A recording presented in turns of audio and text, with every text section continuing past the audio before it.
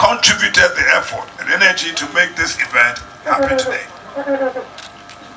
As all of us know, education is the bedrock of any socio-economic development.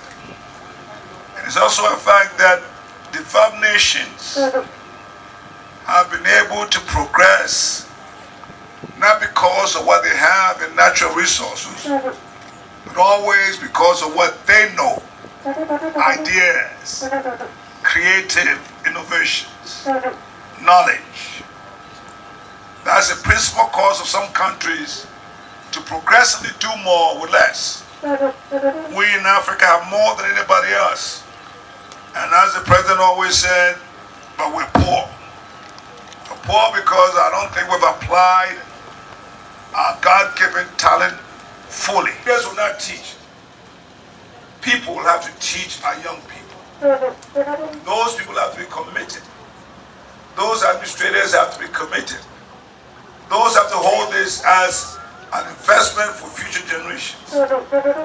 Professors and lecturers who come here will have to be happy and teach their children as they would their own children. And if that happens, Ghana will become a greater nation.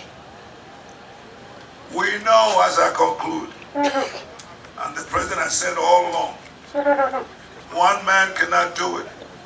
He has to take a conscious effort of all of us. It is time for us to rise above our narrow confines of individual concerns and selfish greed, and to embrace the concern of our community and the nation.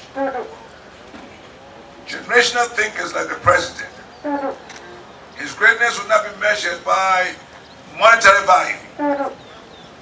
His greatness will not be measured by how many houses he owns.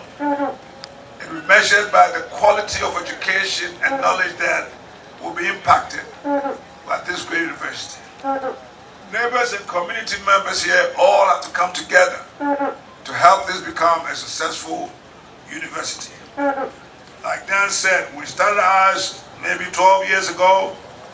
We need to collaborate and partner this new university so we can make a full-fledged university.